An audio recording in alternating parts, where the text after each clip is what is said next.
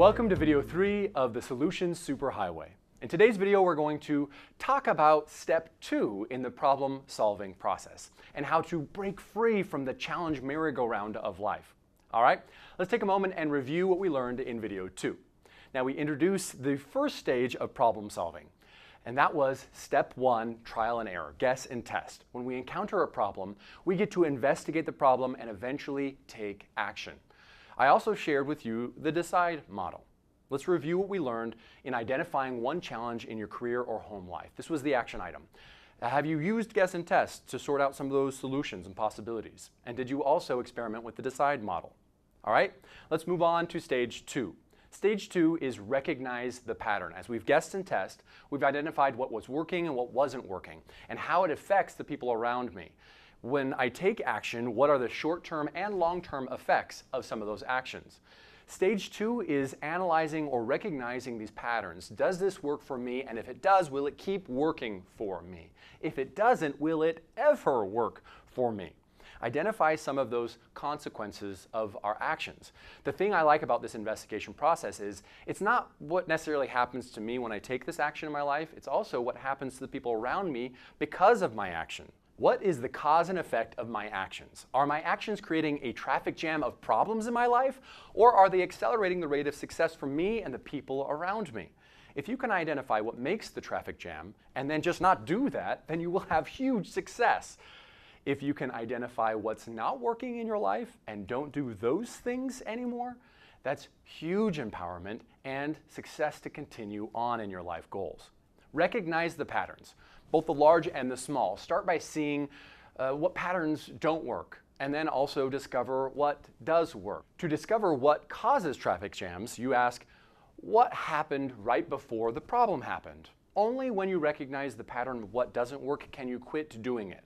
Is it working? If so, will it continue to work?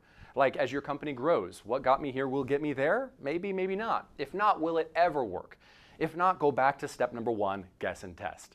Now, along in this path, you're going to see some critical moments. Moments of decision that create habits that after that, everything else just trickles down.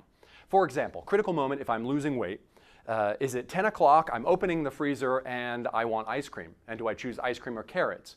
Well, the critical moment's not right there at 10 p.m. because I've lost all my willpower.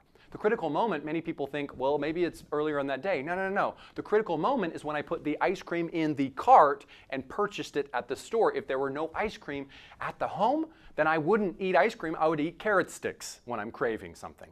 Or the critical moment of guaranteeing me getting to work, or excuse me, getting to the gym, may be not when I'm headed home and I'm thinking home or gym, home or gym. No, I may have lost all of my willpower to make the right choice. Critical moment is the night before when I put my gym bag in the car. Critical moment for most professionals is when they decide to actually plan their week effectively, plan for success. Many people ignore simple weekly, monthly, daily planning because, I'll just wing it and I'll get by. So identify what these critical moments are, because once you do and you solve them, you're going to find a lot more ease. Find this element here and you will find bliss. It's about habit creation. Basically, a cue or a trigger happens that triggers a behavior or action, and after that you'll have a result or reward or an investment in yourself again, and you repeat that cycle over and over again. So here's my action item for you. Look for critical moments in your life. Identify when they happen and what you can do to initiate a new behavior to establish more success in the future. In conclusion, how do you create your traffic jams out there in life? Is that working for you, really? Look back and ask, what is the action or inaction that I took that got me in this jam? Then ask why. What was I feeling? What was the trigger to that feeling? What are the patterns that are not working for me in my goals?